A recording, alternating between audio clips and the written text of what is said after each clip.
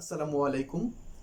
আজকের এই ক্লাসটি মূলত এইচএসসি 2024 সালে যারা পরীক্ষা দিতে যাচ্ছে তাদের রসায়ন প্রথম পত্রের একটি সাজেশনমূলক এবং একটি আউটলাইন ভিত্তিক ক্লাস। তো শুরুতেই বলে রাখি এই ক্লাসটি আসলে কাদের জন্য। মূলত যাদের প্রস্তুতি অনেক ভালো এবং শেষ মুহূর্তে আসলে কোন টপিকগুলো ইম্পর্টেন্স দিয়ে পড়তে হবে সেই বিষয়ে একটু দ্বিধাদ্বন্দ্বে ভুগছে তাদের জন্য, এবং একই সাথে যাদের প্রস্তুতি খুব বেশি একটা ভালো না কিন্তু তারা ইম্পর্টেন্ট টপিকগুলো পড়ে যেতে চায়, জেনে যেতে চায়, তাদের জন্য এই ক্লাসটি অনেক বেশি উপকারী হবে বলে আমার বিশ্বাস। তো একেবারেই আমি ক্লাসটিতে চলে যাওয়ার আগে আমি ছোট করে নিজের পরিচয়টুকুন দিয়ে নেই। আমার নাম আসাদুল্লাহ। আমি জগন্নাথ বিশ্ববিদ্যালয় থেকে বিএসসি এবং এমএসসি কমপ্লিট করেছি এবং উভয় ক্ষেত্রেই আমি ফার্স্ট হয়েছি। তো কথা না বাড়িয়ে আমরা সরাসরি ক্লাসটিতে চলে যাচ্ছি।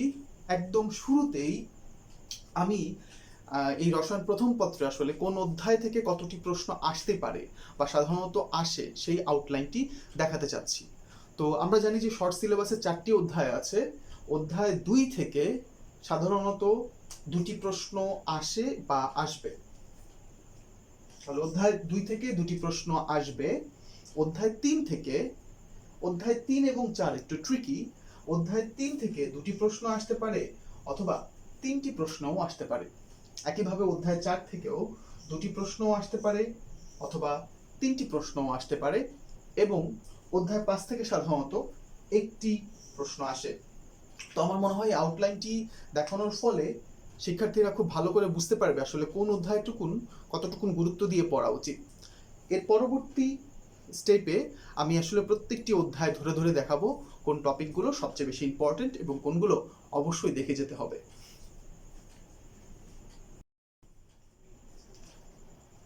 ওকে, তাহলে 2 নম্বর অধ্যায় দিয়ে শুরু করছি। 2 নম্বর অধ্যায়ের একদম শুরুর যেই টপিকটা পড়তে হবে সেটা হচ্ছে বর্ণালীর অঙ্ক। বর্ণালীর অঙ্ক কোনগুলো? ওই যে রিসবার্গ একক ব্যবহার করে আমরা তরঙ্গদৈর্ঘ্য বের করি, তারপর সেটা বের করি যে তরঙ্গদৈর্ঘ্যটা দৃশ্যমান হবে কিনা, আর দৃশ্যমান যদি না হয় তাহলে কোন রেঞ্জের মধ্যে আসলে তরঙ্গদৈর্ঘ্যটা পড়লো, সেই অঙ্কগুলো। দ্বিতীয়ত যে টপিকটা খুবই ইম্পর্টেন্ট সেটা হচ্ছে কোয়ান্টাম সংখ্যা। কোয়ান্টাম সংখ্যা থেকে বেসিক্যালি 2 ধরনের প্রশ্ন আসে। একটি প্রশ্ন হচ্ছে যে সর্বোচ্চ ইলেকট্রন ধারণ ক্ষমতা কত হয় একটা কক্ষপথের, অথবা একটা নির্দিষ্ট ইলেকট্রনের আমার 4টা কোয়ান্টাম সংখ্যা বের করতে হয়। অর্থাৎ কোয়ান্টাম সংখ্যা দিয়ে 2 টাইপের প্রশ্ন আসে। একটা হচ্ছে সর্বোচ্চ ইলেকট্রন ধারণ ক্ষমতা বের করতে বলে,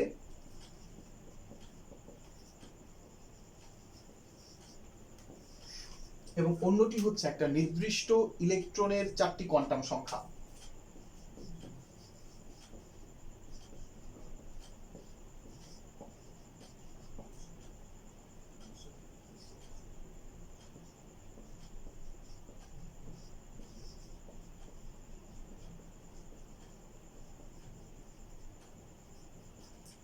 আশা করি বুঝাতে পারলাম কোয়ান্টাম সংখ্যা থেকে কোন টপিকগুলো পড়তে হয়।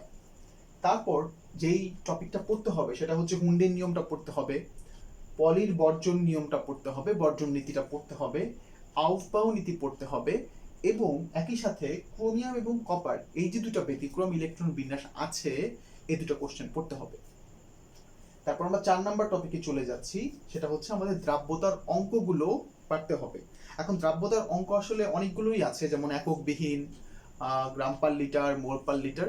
সেখান থেকে আমি সাজেস্ট করব বা আমার সাজেশনটা থাকবে এরকম, অ্যাটলিস্ট এককবিহীন যে অঙ্কগুলো আছে, অর্থাৎ এরকম কিছু অঙ্ক আসতে দেখা যায় যে কত গ্রাম দ্রব্য কেলাসিত হবে, এই টাইপের অঙ্কগুলো যেন অবশ্যই করে যাওয়া হয়। তারপর এটি গেল 4 গেল, 1 2 3 4 গেল। 5-এ আমরা চলে আসছি। 5 হচ্ছে দ্রাব্যতা গুণাঙ্কের অঙ্ক, অর্থাৎ ওই যে কেএসপির অঙ্কগুলো। কেএসপি খুবই ইম্পর্টেন্ট, করতে হবে, সবসময় পরীক্ষায় আসে, খুবই খুবই ইম্পর্টেন্ট। 6 নম্বর অদক্ষেপ পড়বে কিনা। ওই যে আমাদের কেএসপি কেআইপি বের করতে হয়, তারপর যদি কেআইপিটা যদি কেএসপি থেকে বড় হয় তাহলে অদক্ষেপ পড়ে বা পড়ে না, সেই অঙ্কগুলো। এবং তোমরা তো জেনেই থাকবে এইগুলো হচ্ছে এই চ্যাপ্টারের সবচেয়ে ইম্পর্টেন্ট টপিকগুলোর মধ্যে একটা, যে অদক্ষেপ পড়বে কিনা। এবং সবার শেষে 7 নম্বর সমআয়ন প্রভাবের কনসেপ্টটা ভালো করে জানতে হবে এবং অঙ্কগুলো করতে হবে। তো এই 7টি টপিকই হচ্ছে এই চ্যাপ্টারের সবচেয়ে বেশি ইম্পর্টেন্ট টপিক। এছাড়াও যদি এই 7-এর বাহিরে ছাড়াও যদি কেউ অন্যান্য টপিকগুলো পড়ে যেতে চায় সেটা ভালো। যেমন যদি আমি বলি যে রাদারফোর্ড এবং বোর মডেলটা একটু পড়ে যাওয়া ভালো, বোর মডেলের কিছু অঙ্ক আছে সেগুলো দেখে যেতে পারো, কিংবা আয়ন শনাক্তকরণ আছে এবং একই সাথে একটা নির্দিষ্ট কক্ষপথের শক্তি ও ব্যাসার্ধ, এই টপিকটাও দেখে যেতে পারো। তবে এই 7টি টপিক হচ্ছে সবচেয়ে বেশি ইম্পর্টেন্ট।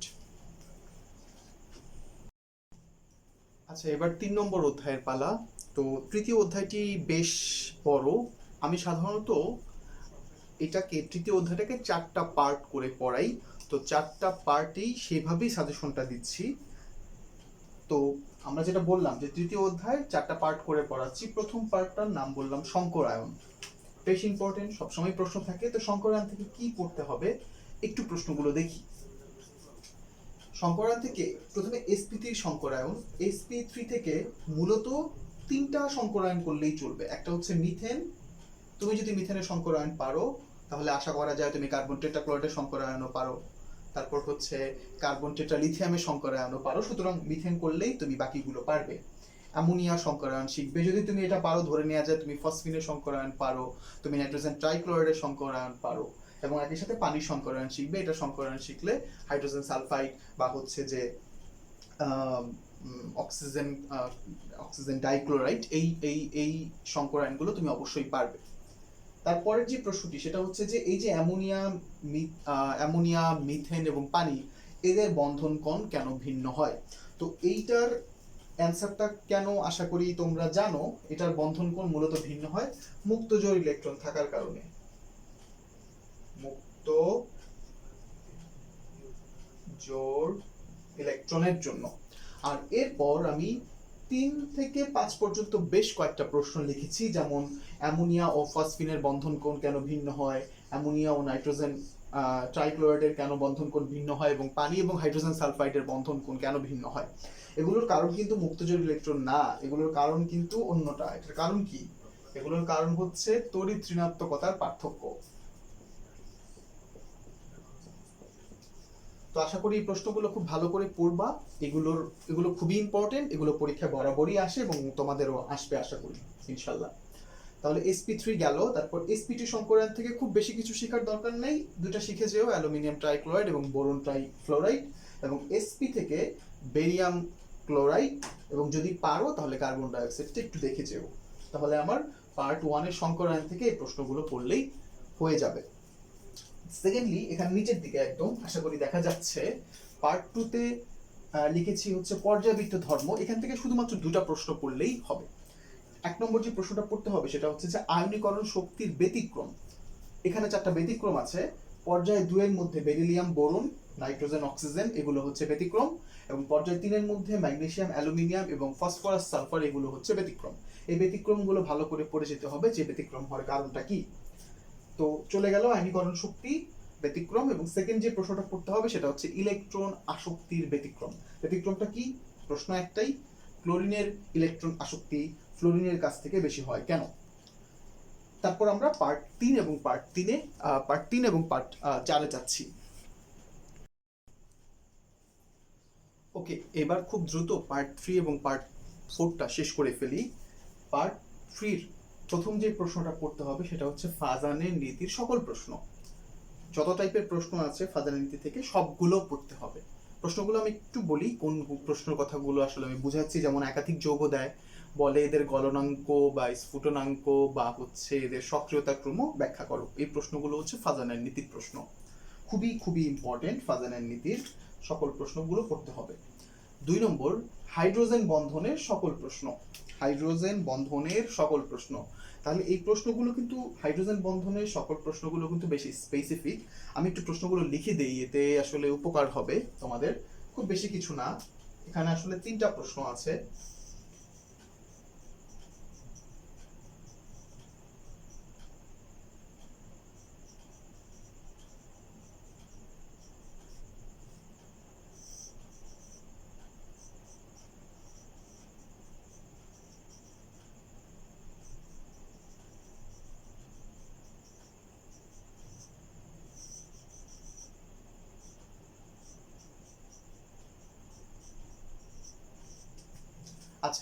প্রশ্নটা কিরকম আসে যে প্রথমে যেমন লিখলাম hydrogen fluoride, chloride, bromide, iodide, এই চারটা যৌগের মধ্যে কার গলনাঙ্ক বেশি বা কার স্ফুটনাঙ্ক বেশি, এই টাইপের। একইভাবে সেকেন্ড প্রশ্নটাও একই কথা, পানি, হাইড্রোজেন সালফাইড ইত্যাদি যৌগগুলোর মধ্যে কার গলনাঙ্ক স্ফুটনাঙ্ক বেশি, এবং সবার শেষে হচ্ছে হাইড্রোজেন ফ্লোরাইড গ্যাস কিন্তু পানি কেন তরল, এই সবগুলোর অ্যান্সারই কিন্তু হাইড্রোজেন বন্ধন দিয়ে দিতে হবে। এবং হাইড্রোজেন বন্ধন থেকে মূলত এই তিন টাইপেরই কিন্তু প্রশ্ন আসে, বিভিন্নভাবে ঘুরিয়ে পেঁচিয়ে কিন্তু এই তিন ধরনের প্রশ্নই আসলে ইন্ডিকেট করা হয়। তারপরে যে প্রশ্নটা করতে হবে পার্ট 3 থেকে, অর্থাৎ বন্ধন এই অংশটা থেকে, সেটা হচ্ছে সন্নিবেশ সমযোজী বন্ধন। হ্যাঁ, সন্নিবেশ সমযোজী বন্ধন, আমি এখানে কিছু যৌগ লিখে রেখেছি, এই যৌগগুলো প্র্যাকটিস করলেই হবে। এই যে সন্নিবেশ সমযোজী বন্ধন যেগুলো আমি লিখলাম, এই যৌগগুলো প্র্যাকটিস করলেই হবে। মূলত প্রশ্ন আসে যে এই যৌগগুলোর মধ্যে কয় ধরনের বন্ধন আছে দেখাও, তাহলে আমরা গঠন এঁকে এগুলো সন্নিবেশ বন্ধনগুলো দেখাবো এবং অন্যান্য বন্ধনগুলো দেখাবো।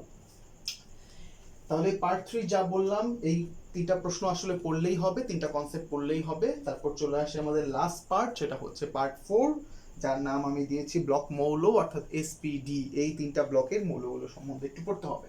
তাহলে আমি খুব দ্রুত বলে যাই। পার্ট 4 থেকে ব্লক মৌল থেকে 1 নম্বর যে প্রশ্নটাও জানতে হবে সেটা হচ্ছে কার্বন ডাই অক্সাইড গ্যাস কিন্তু সিলিকন ডাই অক্সাইড কেন কঠিন। 2 নম্বর প্রশ্ন, সিলিকন ডাই অক্সাইড আর্দ্র বিশেষিত হলেও, পানিতে আর্দ্র বিশেষিত হলেও কেন কার্বন টেট্রাক্লোরাইড হয় না। 3 নম্বর প্রশ্ন হচ্ছে ফসফরাস পেন্টাক্লোরাইড সম্ভব হলেও কেন নাইট্রোজেন পেন্টাক্লোরাইড সম্ভব হয় না। 4 নম্বর হচ্ছে যে অক্সিজেন টেট্রাফ্লোরাইড ও অক্সিজেন হেক্সাফ্লোরাইড সম্ভব না হলেও কেন সালফার টেট্রাফ্লোরাইড ও সালফার হেক্সাফ্লোরাইড সম্ভব হয়। তারপরে যেটি পড়তে হবে সেটা হচ্ছে জিঙ্ক এবং স্ক্যান্ডিয়াম, ওরা যে অবস্থান্তর মৌল নয় এর কারণ। তারপর পড়তে হবে 6 নম্বর, জটিল আয়ন বা জটিল যৌগের ডায়াম্যাগনেটিক বা প্যারাম্যাগনেটিক ধর্ম। ডায়াম্যাগনেটিক বা প্যারাম্যাগনেটিক ধর্ম, এই বিষয়টা একটু বলি যে প্রশ্নটা আসলে কেমন হয়, একটু দেখাই। যেমন একটা আয়ন আমি এখানে দিলাম,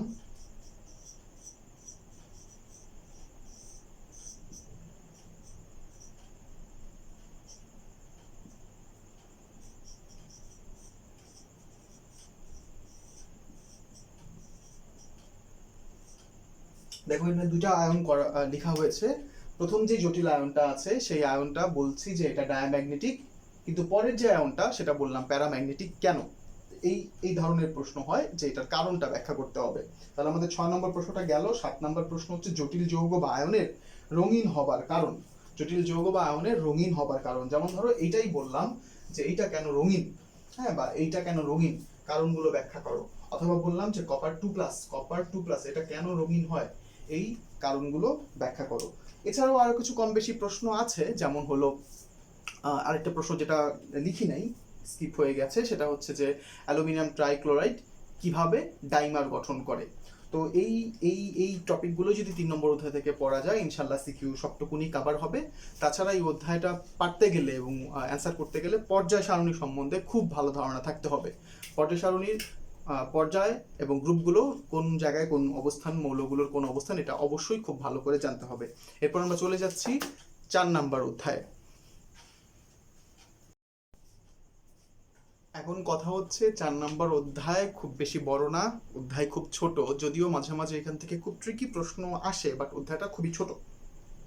তাহলে প্রথম যেই টপিকটা পড়তে হবে, যে প্রশ্নটা পড়তে হবে, সেটা হচ্ছে লা শাতেলিয়ার নীতি। তোমরা এটা জানো যে তাপ, চাপ, ঘনমাত্রার উপর বিক্রিয়ার প্রভাবগুলো খুব ভালো করে পড়তে হবে, প্রশ্ন প্রায় এখান থেকে চলে আসে। 2 নম্বর যে টপিকটা পড়তে হবে, অবশ্যই পড়তে হবে, সেটা হচ্ছে কেপি কেসির নির্ণয়। এখন এটা 2 ধরনের হতে পারে। এক ধরনের হতে পারে যেটা হচ্ছে যে কেপি কেসির মান নির্ণয় করতে বলতে পারে, কিন্তু বিয়োজিত মোল সংখ্যা বা আলফার মানটা দেয়া থাকে না। সেক্ষেত্রে এই অ্যান্সারের স্পেসিফিক অ্যান্সার মানে একটা সাংখ্যিক মান আসে না, আলফা ধরেই উত্তরে আলফা ধরেই কোনো মান চলে আসে বা এক্স ধরে কোনো মান চলে আসে। আরেকটা হতে পারে যে কেপিকেসি থেকে আলফার মান কোশ্চেনে দেয়া আছে বা বিয়োজিত মোল সংখ্যার মান কোশ্চেনে দেয়া আছে, সেক্ষেত্রে স্পেসিফিক একটা সাংখ্যিক মান আসে। এই 2 ধরনের কোশ্চেনই কিন্তু পড়তে হবে। কেপিকেসির মধ্যে আমি লিখে দিয়েছি যে বিয়োজিত মোল সংখ্যার মান দেয়া থাকে বা না দেয়া থাকে, 2 টাইপেরই প্রশ্ন আসে বা আসতে পারে। তারপর 2 নম্বর গেল। 3 নম্বর যেটা পড়তে হবে সেটা হচ্ছে তীব্র তড়িৎ বিশ্লেষের পিএইচ এবং পিওএইচ নির্ণয়। তো প্রশ্ন আসতে পারে তীব্র তড়িৎ বিশ্লেষ্য কি? আসলে তেমন কিছুই না, শক্তিশালী অ্যাসিড এবং শক্তিশালী ক্ষার, মানে সবল ক্ষার এবং সবল অ্যাসিডকে আসলে তীব্র তড়িৎ বিশ্লেষ্য বলে, এগুলোর পিএইচ নির্ণয় করতে হবে, অর্থাৎ ওই যে minus log of H plus আয়নের ঘনমাত্রা বা ওই আয়নের ঘনমাত্রা। 4 নাম্বার হচ্ছে দুর্বল তড়িৎ বিশ্লেষ্যের পিএইচ ও পিওএইচ নির্ণয় করতে হবে। দুর্বল তড়িৎ বিশ্লেষ্য মানে দুর্বল অ্যাসিড এবং দুর্বল ক্ষার। তাহলে এই আর কি, এই 3 নাম্বার 4 নাম্বারের কিন্তু সূত্র আলাদা, 3 নাম্বার 4 নাম্বারের পিএইচ বের করার সূত্র কিন্তু আলাদা।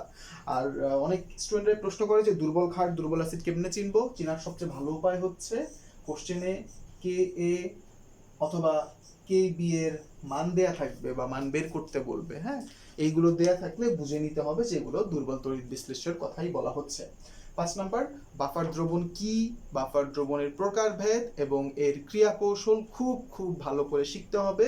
অর্থাৎ প্রশ্নটা হচ্ছে এরকম যে বাফার দ্রবণে সামান্য পরিমাণ অম্ল বা ক্ষার যোগ করলে কেন এটার পিএইচ পরিবর্তন হয় না, এটাই আসলে কৌশল বুঝাচ্ছি। এগুলো পরীক্ষার জন্য খুবই খুবই খুবই ইম্পর্টেন্ট। 5 গেল। 6 হচ্ছে বাফার দ্রবণ চিহ্নিতকরণ। এটা কেমন অঙ্ক, কেমন প্রশ্ন আসে? প্রশ্ন হচ্ছে যে একটা হচ্ছে অ্যাসিডের পাত্র থাকে, একটা হচ্ছে ক্ষারের পাত্র থাকে। এখন এই দুটার মধ্যে বিক্রিয়া করতে বলে, বিক্রিয়া করতে হয়, করে আসলে আমাকে চেক করতে হয় যে এটা আসলে বাফার দ্রবণ কিনা। আমি একটু আবার বিষয়টা বলি, যেমন হচ্ছে আমাকে ধরো একটা দুর্বল অ্যাসিড দেওয়া হয়েছে, এর সাথে একটা সবল ক্ষার দেওয়া হয়েছে। এখন বিক্রিয়া করে তো লবণ আর পানি উৎপন্ন করবে, যেহেতু অ্যাসিড আর ক্ষার। এখন বিক্রিয়া করে আমরা দেখলাম যে ঠিকই লবণ উৎপন্ন হয়েছে এবং সাথে কিন্তু কিছুটা দুর্বল অ্যাসিড বাকি রয়ে গেছে, অর্থাৎ অ্যাসিডের পরিমাণ অতিরিক্ত আছে। তাহলে এই যে অ্যাসিড অতিরিক্ত আছে এবং সাথে লবণ উৎপন্ন হয়েছে, এই অ্যাসিড এবং এই যে লবণ, এটা মিলেই কিন্তু বাফার দ্রবণ তৈরি হয়। অর্থাৎ কোশ্চেন আসতে পারে যে আমাকে দুটো অ্যাসিড আর ক্ষার দিল, বললো এটা বাফার দ্রবণ কিনা। সেক্ষেত্রে আমাকে টেস্ট করে দেখতে হবে যে অতিরিক্ত কোনো দুর্বল অ্যাসিড বা দুর্বল ক্ষার বাকি আছে কিনা। কোশ্চেনগুলো সলভ করলে আসলে বুঝতে পারবে আমি কি কথা বলছি। আশা করি আমি যে প্রশ্ন টাইপটা বুঝাতে চেয়েছি সেটা বুঝতে পেরেছো, যে বাফার দ্রবণ চিহ্নিতকরণ মানেটা আসলে কি, যে ওই যে দ্রবণগুলো আমার দেয়া থাকে অ্যাসিড ক্ষারের, ওগুলো আসলে বাফার কিনা। এবং 7 নম্বর, বাফার দ্রবণের পিএইচ এবং পিওএইচ নির্ণয়। এটা কোনটা? এটা হচ্ছে আসলে হ্যান্ডারসন ও হেসেলবার্গ যে সমীকরণটা আছে সেটা ইউজ করে বাফার দ্রবণের পিএইচ এবং পিওএইচ নির্ণয়। ঠিক আছে? কখনো কখনো যেটা হয় বা বেক্সিসের ক্ষেত্রে যেটা হয়, এই 6 এবং 7 এই দুটো মিক্স করে, 6 এবং 7 এই দুটো প্রশ্ন আসলে, এই দুটো টপিক আসলে মিক্স করে প্রশ্নটা হয়। এই দুটো প্রশ্ন মিক্স করে হয় যে একই প্রশ্নে আমাকে অ্যাসিড ক্ষার দিল, প্রথমে আসলে টেস্ট করতে হয় এটা বাফার দ্রবণ কিনা। যদি বাফার দ্রবণ হয় তাহলে সেই ক্ষেত্রে এটা পিএইচ এবং পিওএইচ বের করতে হয়। তাহলে মোটামুটি এই 7টা টপিক পড়লেই এই অধ্যায়টুকুন কভার হবে এবং খুব ভালো মতো আসলে কভার হবে। কিছু কিছু ক্ষেত্রে আসলে এই 5 নম্বর অধ্যায়টা তোমার লাইফ সেভিয়ার হতে পারে। অর্থাৎ দেখা যেতে পারে পরীক্ষায় হয়তো তুমি কোনোভাবে 5টা কোশ্চেন মিলাতে পারছো না, শেষ ক্ষেত্রে দেখা গেল যে 5 নম্বর অধ্যায় থেকে প্রশ্নটা অ্যান্সার করার প্রয়োজন হতে পারে। তো যেটা আসলে কি, বুদ্ধিমানেরা এই অধ্যায়টা আসলে কখনো বাদ দেয় না, কারণ অধ্যায়টা খুবই ছোট, অল্প কয়েকটা টপিক পড়লেই অধ্যায় কভার, খুব অল্প সময় পড়লেই অধ্যায় কভার। সময় নিয়ে আমি শেষে একটু কথা বলবো, তো আমরা প্রশ্নগুলো একটু বলে ফেলি।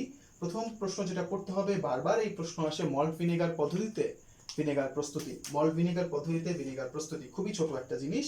সেকেন্ডলি, স্টার জাতীয় খাবার যেমন হচ্ছে আলু ইত্যাদি থেকে, স্টার জাতীয় খাবার থেকে ভিনেগার প্রস্তুতি, 2 নম্বর প্রশ্ন শেষ।